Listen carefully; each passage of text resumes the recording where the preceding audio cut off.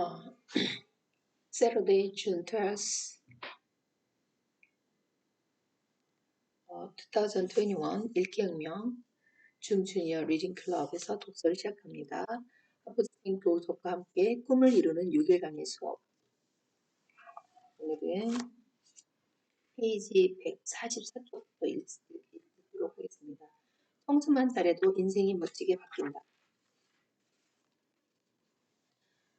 나는 입을 떡 벌린 채 얼른 머릿속으로 내 장점을 헤아려 보았다. 하지만 아무리 박박 긁어 모아도 겨우 10가지가 될까 말까 했다. 이게 다 엄마의 잔소리 때문이라는 생각을 하며 비참해하고 있는데 형이 물었다. 왜 갑자기 풀이 죽었니?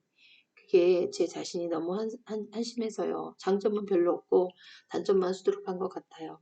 그러자 형이 환한 표정을 지어 보였다. 괜찮아. 장점도 단점도 모두 소중한 내 모습인걸. 그리고 그 둘을 딱 달라 구분하기도 어려워. 장점은 장점이고 단점은 단점이지. 이게 대체 무슨 말인가 궁금해하고 있는데 형이 말했다. 사실 장점과 단점은 동전의 양면과도 같거든. 동전의 양면이라고요?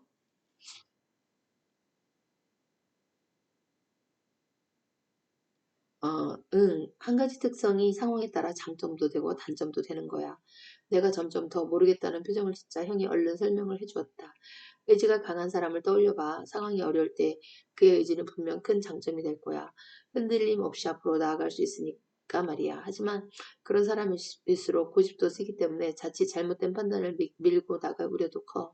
그럴 땐 강한 의지가 단점이 되지. 형은 한 가지 예를 더 들었다.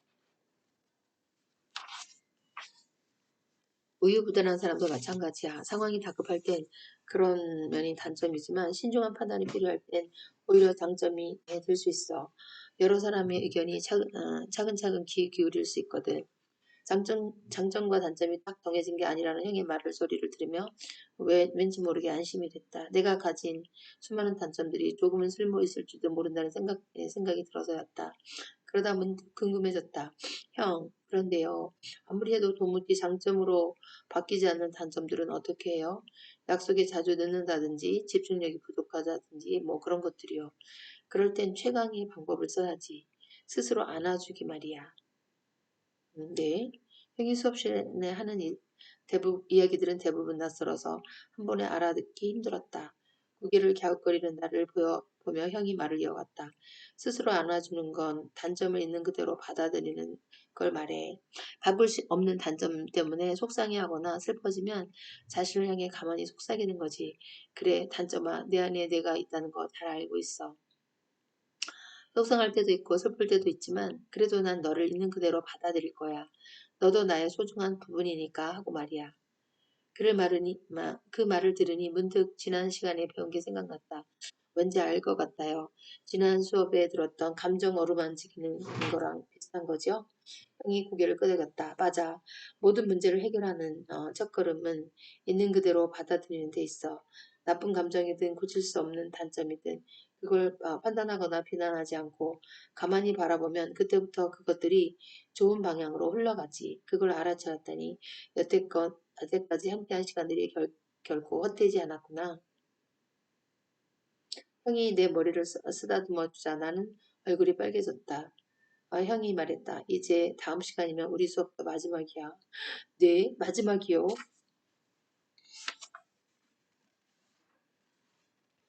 나는 화들짝 놀라 고개를 들었다. 형이 나를 따뜻한 표정으로 바라보고 있었다.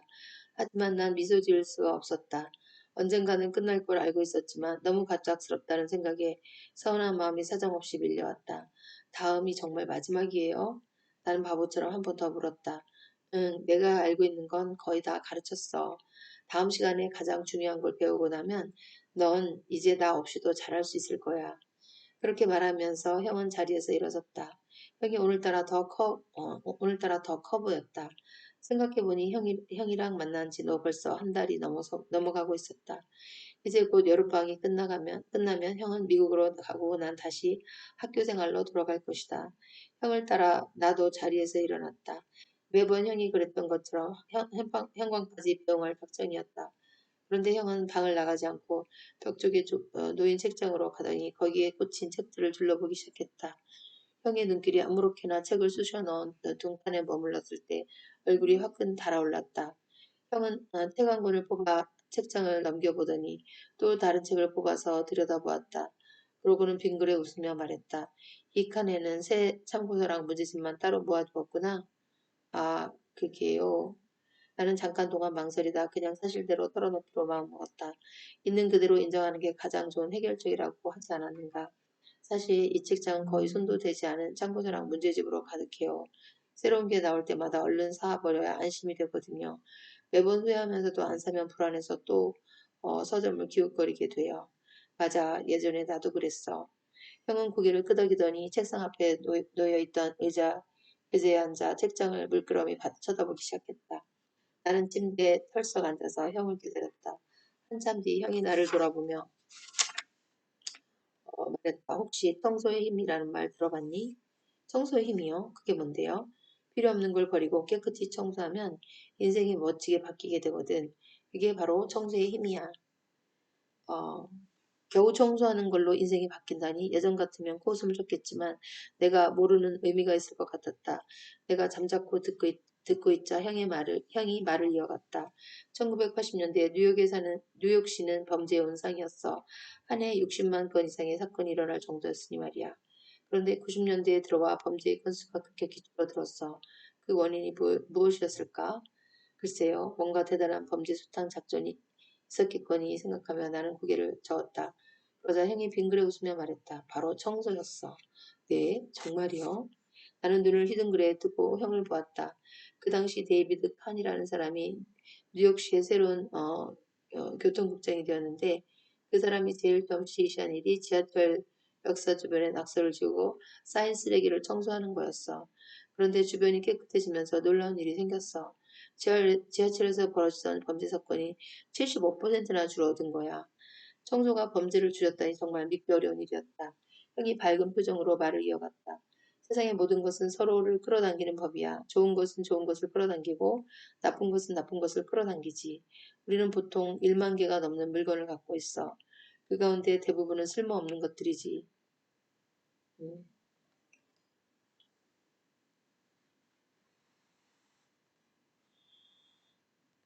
언젠가 필요할지도 몰라 하면서 버리는 것을 아까워하면 결국 필요 없는 것이 주변에 쌓이게 돼. 그것들이 공간을 낭비하고 우리 생각을 복잡하게 만들지. 의자에서 일어나며 형이 말했다. 청소가 때론 기적을 만들어 화장실을 정성껏 청소한 뒤 10년 넘게 고생했던 변비가 고쳐지고 사무실을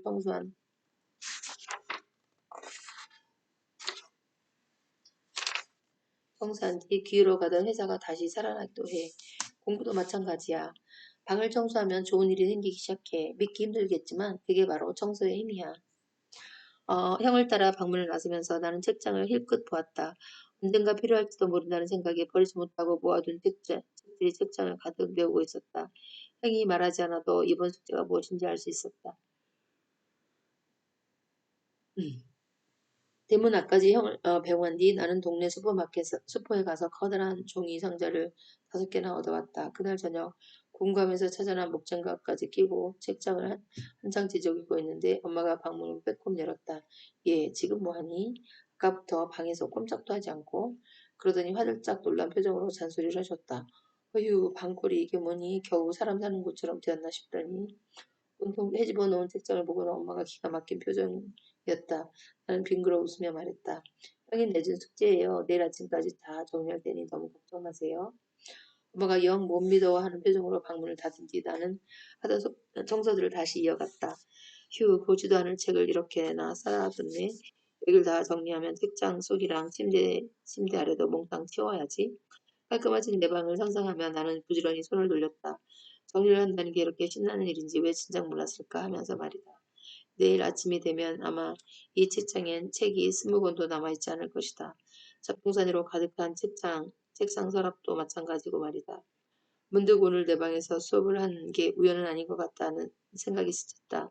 아무래도 이따가 숲에 가서 종이 상자를 3개는 더 얻어와야 할 것 같았다.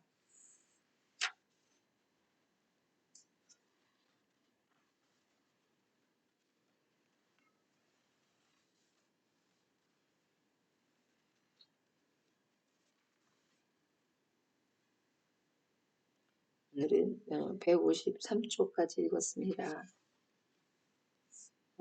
월요일에 챕터 6 작은 깨달음을 크게 나누는 법을 읽게 될 것 같습니다. 저희 모임은 월요일부터 토요일까지 6시에서 7시에 자유롭게 30분 동안 독서하는 줌 주니어 리딩 클럽입니다. 중학교 1학년에서 고등학교 3학년까지 원하는 학생들은 무료로 동참하실 수 있으십니다.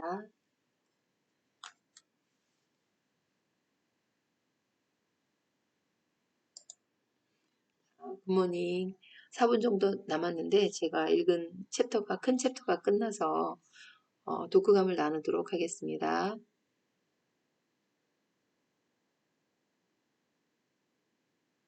자, 원성님. Your mic is. 네? 자, 원석 goes first. 여기서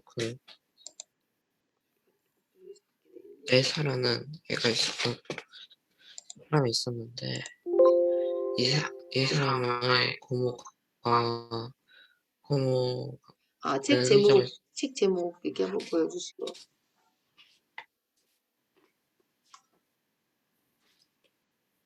체스너 스트리트 계속 읽으시네요. 네. 네네.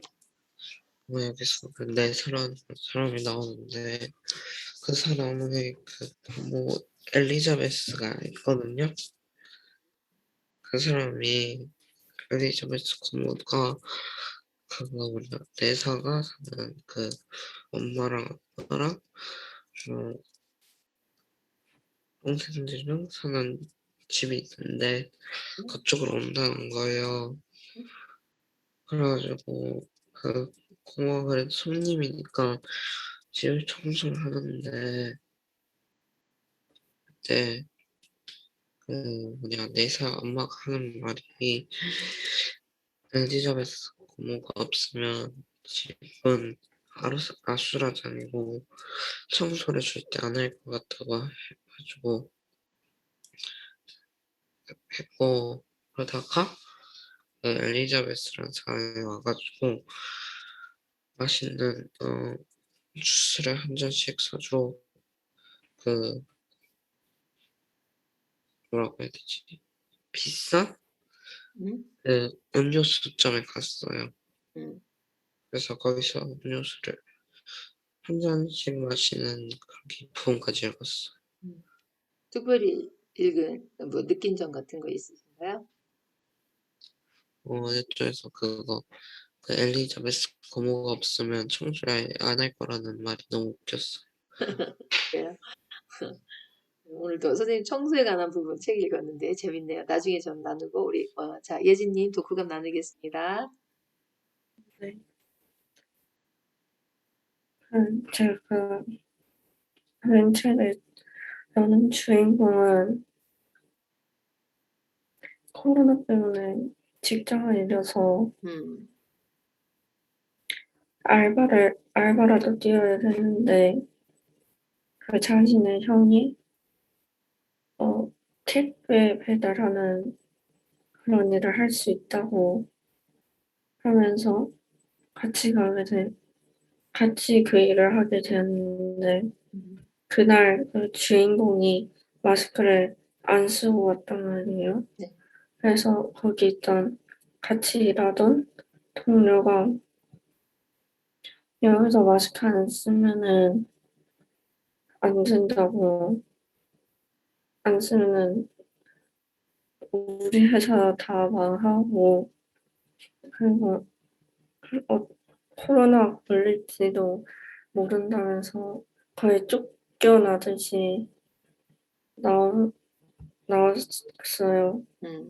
그리고 그 다음 날에 그 주인공은 돈을 벌어야 되니까 마스크가 필요했기 때문에 아침에 일찍 약국에 가서 약국에서 줄을 서서 기다리는데 거기서 사람들이 그 마스크를 약국 말고도 뭐 편의점이나 홈쇼핑 뭐 그런 데서 판다면서 그, 그 말을 계속 서로 주고받으면서 정보를 공유하는 책까지 읽었는데 음, 되게 지금은 아니고 코로나 처음 상황을 되게 잘 표현한 것 그쵸. 네, 맞아. 코로나, 우리 포스트 코로나라 그래서 아직은 이제 코로나 우리가 겪고 있는데, 포스트 전과 이제 그 코로나 전과 후는 세상이 너무너무 달라졌다고 하죠. 그래서 직장 잃은 사람들도 많고, 근데 이제 앞으로 이제 코로나 덕에 또 활성화된 직장도 많은데 그 중에 관련된 게 온라인 쇼핑 쪽이 제일 많이 발전한 것 같아요. 그래서 아마존 같은 데는 굉장히 더 많이 발전하죠. 우리나라는 쿠팡, 그렇죠. 같아요. 그래서 이제 새롭게 이쪽으로 뛰어든 큰 회사들도 많고 그런 것 같아요. 그래서 이제 이렇게 아이디어만 잘 짜면 또 코로나 시대에 더 그 이렇게 살아남을 수 있는 방법도 많은 것 같아요. 저 선생님은 이제 코로나 전에는 이렇게 줌을 통해서 이제 세미나 참석하고 공부하는 걸 상상도 못 했었어요. 그러니까 대학원은 이제 화상회의를 하는 정도였거든요. 그것도 한 학기 한 두세 번 정도밖에 안 하고 그다음에 이제 클럽 선생님이 그 동아리 스마트 러닝 학회 동아리 멤버였는데 그거 이제 그 스터디 할 때 이제 화상으로 하고 이렇게 저희가 하는 게 오히려 되게 낯설은 그런 거였었는데 이제는 그게 너무나 활성화돼서 이제 주기적으로 이제 매주 목요일 날은 뭐 엄마들의 은밀한 재테크 모임, 또 월요일 날은 토요일 날이 경제 독서 모임 이런 식으로 이제 여러 가지 모임이 있어서 돈을 유료예요. 돈을 내고 참석할 수 있어요. 그래서 선생님이 이제 한 두 개 정도에 정기적으로 참석하고 있는데 거기에서 이제 동기부여 방법에 대해서 말씀해 주시고 오히려 위기 때 살아남는 방법에 대해서 이제 강의를 해주셔서 어제 청소하면서 그걸 읽었는데 많은 공감이 가더라고요. 사람이 너무 편안하면 에너지가 잘 안 나온대요. 그러니까 너무 음, 편안하면 이렇게 권태기나 이런 것이 생겨서 이렇게 공부도 열심히 안 하고 이렇게 에너지가 잘 안 나오는 거예요. 그럼 요즘 아이들만 봐도 그런 것 같아요. 저희가 선생님 돌이켜보면서 선생님 공부를 엄청 열심히 했는데 왜 그랬을까 생각해 보니까 집이 너무 가난했어. 집이 너무 어, 가난해서 이 가난에서 어떻게든지 벗어나야 되겠다. 그런 생각이 많이 있었어요. 그래서 이 가난에서 벗어날 수 있는 유일한 길이 내가 공부해서 대학에 가고 우리 집안에서 대학을 나온 사람이 아무도 없었어요. 그러니까 엄마가 너무 아프셔서 10년 동안 병상에 계시면서 아버지가 이제 막노동 하셔가지고 어머니 병원비 대시고 언니가 엄마 옆에서 병간호하고 그렇게 살면서 이제 저희 오빠랑 저랑 동생이랑 다 할머니 할아버지 밑에서 엄마 없이 자랐기 때문에 너무나 이제 상황이 안 좋은 거예요. 처절한 그 얘기했죠. 제가 뭐 국중 얘기도 했을 텐데 평소에 먹을 것도 잘 없었어요. 그때 60년대면은 1950년대 그러니까 이제 유교 끝나고 얼마 안 남았잖아요. 그러니까 우리나라가 발전 별로 못한 상태, 그냥 그런 상태였기 때문에 먹을 것도 풍부하지가 않았기 때문에 그러니까 온 가족이 이렇게 쌀 한 대 넣고 이제 물 많이 넣고 된장 풀고 나물 같은 거 많이 넣고 이렇게 죽을 끓여서 나눠 먹고 자고 나면 아침에 배가 고파서 못 일어나겠는 그런 상황이 많았던 거예요. 그러니 얼마나 어렵겠어요. 그래서 나는 이렇게 가난하게 살고 싶지 않다. 이런 이제 위기감이 있으니까 공부를 되게 열심히 했던 것 같아요. 그러고 이제 요즘도 일을 열심히 하는데 한동안 이제 석영 선생님이 사업을 잘 하셔갖고 한 몇 년 정도 결혼하고 한 10년 정도 그 이후 15년, 5년 정도, 10년 동안은 또 사교육 선생님도 돈 하나도 없는 상황에서 한 500만 원 정도 가지고 사업을 크게 일으키셨기 때문에 10년 동안은 고생했어요. 근데 이제 그러고 나서 한 5년 정도는 사업이 잘 돼서 잘 살았었거든요. 그때는 또 위기감이 없었던 것 같아요. 근데 그 이후에 어려울 때일수록 더 공부하고 또 일도 열심히 하게 되고 그런 것 같아요. 그래서 동기부여가 되죠. 이제 사람들이 요즘 코로나 시기인데 어느 때보다도 다들 공부를 더 열심히 하고 많이 한다고 해요, 어른들은. 이제 뭔가 음. 새로운 돌파구를 찾아야 되잖아요. 그런 것 같아요. 그래서 이제 어려울 때 이제 오히려 더 이렇게 비상식적으로 성공할 수 있다. 그 얘기여서 들었던 것 같아요. 자, 저는 오늘 꿈을 이루는 6일간의 수업 이제 어제 읽은 큰 챕터의 반쪽 정도만 읽었는데 그 부분이 수업 5일째 날이었는데 형이 그 중학생 집으로 와서 수업한 날이었죠. 그래서 오늘은 다음번에 너희 집에서 이제 저기 공부할게. 그렇게 이제 얘기를 했기 때문에 엄청 긴장해서 막 자기 집을 막 열심히 치웠는데 이 주인공한테 어떤 나쁜 버릇이 있었냐면 새댁이 나오면 참고서 이런 게 새댁이 나오면 계속 사야지 이게 직성이 풀리는 거예요. 안 사면 불안해. 그래갖고 새책만 나오면 사서 모은 게 엄청 많이 쌓여 있었던 거예요. 근데 그걸 다 끼워놓을 자리가 없어서 형이 올 시간 다 됐을 때 급해가지고 아무렇게나 막 이제 한쪽 책상에 이렇게 막 이제 물어서 이렇게 넣었었는데 형이 와서 찬찬히 읽어보면서 이제 청소의 힘에 대해서 얘기를 해준 거예요. 그래서 여러분한테 지난번에도 나눈 것 같아요. 뉴욕시 1800년대, 1980년대 뉴욕시에는 범죄의 온상이어서 범죄율이 엄청 높았었는데 데이비드 칸이라는 그 사람이 뉴욕시의 새로운 교통국장이 돼서 제일 처음 시작한 일이 지하철 통사 주변에 어, 낙서를 지우고 청소를 하는 그런 일을 시작했을 때 범죄 사건이 75%면 엄청 많은 거죠. 4분의 3이나 줄어들었다는 그 얘기하면서 세상 모든 것에는 서로를 끌어당기는 힘이 어, 있다고 해요. 그래서 좋은 것은 좋은 것을 끌어당기고 나쁜 것은 나쁜 것을 끌어당기기 때문에 우리 주변에 보통 자기 물건이 얼마나 몇 개나 있을 것 같아요. 우리 예진님 대충 자기 소유의 물건이 몇 개나 있을까요? 주변에. 어, 제 소유의 물건이요? 네네. 제 소유, 자기 소유나 가족의 소유, 뭐 그래서 항상 자기 주변에 쌓여 있는 것이 보통 몇 개나 있을까요? 어, 정확하게는 잘 모르겠는데 음, 생각보다 많을 것 음. 어, 그러니까 사람의 특성상 뭘 잘 버리는 사람이 있고 잘 안 버리는 사람이 있거든요. 근데 음, 보통은 1만 개 정도가 있다고 해요. 자기 주변에 물건.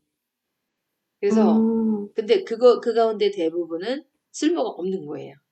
그러니까 이제 쌓아놓고 보면은 3년 이상 안 쓰는 것도 많거든요. 3년 이상 한 번도 안 쓰는 것도 많아요. 그리고 특히 여자들은 이제 그 옷하고 신발 이런 것들이 엄청 많은데 3년 동안 한 번도 안 입는 것도 많아요. 그러면 그것들은 정리 대상이야.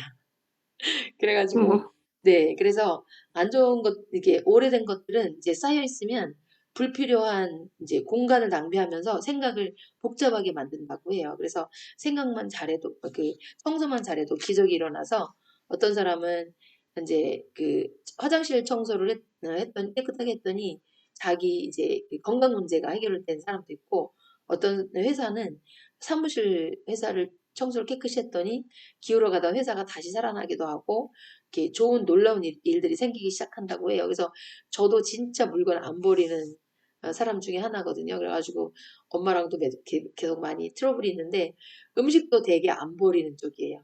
그래갖고 어, 뭐 이렇게 해놓고 확 버리면 되게 막 깜짝 놀라가지고 왜 버렸냐고 막 뭐라고 엄마한테 말씀드리고 엄마는 잘 버리는 스타일이신데 네, 물건 같은 것도 잘 버리는데 물건도 진짜 안 버리는 스타일이에요. 저는 그래서 고등학교 때 물건 또 소중하게 잘 이렇게 간직하고 심지어는 대학 수능 시험 본 거 몇십 년 전 거죠. 수험표도 안 버리고 앨범에 다 들어있고 막 그런 정도인데 이 이야기 읽고 나서 이제 많이 버리기 시작했거든요. 그래서 아직도 많이 버려야 돼요. 그래서 책장에도 정말 안 보는 거 5년 이상 안 보는 거 버려야 되고 그다음에 이제 그 책상 서랍도 많이 정리 아직 덜 되는 것 같아요. 그래갖고 되게 오래됐는데 하여튼 그 청소임에 대해서 얘기했고 그 앞부분에 대해서 어제 헬렌 켈러 이야기했잖아요. 헬렌 켈러는 장점이 3,000가지나 된다고 했잖아요. 자기를 칭찬하는 거. 그랬더니 이제 이 주인공도 또 풀이 죽었어. 자기는 장점은 한 10개를 다 써봐도 10개 이상 안 되고 단점만 수두룩한 것 같았는데 풀이 주고 있었는데 형이 이제 그런 얘기하는 거예요. 괜찮다 그러면서 오히려 장점이 단점이고 단점이 장점이 될 수 있다. 이렇게 장점과 단점은 동전이 양면과 같아서 위기 때 서로 이제 다 쓸 수가 있다. 그 얘기하면서 그래서 단점을 바라볼 이제 그 보는 방법을 바라보는 시점을 이제 그 저번에 그 판단하는 나와 지켜보는 나처럼 그거를 이렇게 감정을 어루만지듯이 같이 인정을 해주면은 그것이 좋은 방향으로 흘러간다는 얘기를 해주셨어요. 그래서 아 그렇구나 그러면서 저도 이제 단점이 많은 사람인데 단점 중에 하나가 일을 처리하는 속도가 되게 느리거든요. 일을 처리하는 속도가 빠르지가 않아요. 그러니까 말은 빠르고 행동은 빠른데 어떤 일을 처리하는 속도가 되게 느려서 굉장히 이제 문제가 되는데 요것도 이제 단점인데 장점으로 바꿔봐야겠다 그런 생각을 했습니다. 자, 오늘 여기까지 독후감 나누고요. 자, 여러분 덕분에 6일 동안 즐거운 독서해서 감사하고요. 자, 월요일 날 다시 또 독서 시간 만나도록 하겠습니다. 7시까지 계속 독서하시고 자유롭게 독서하시고 어, 나가도록 하겠습니다. 네, 독서하세요. 합니다. 네.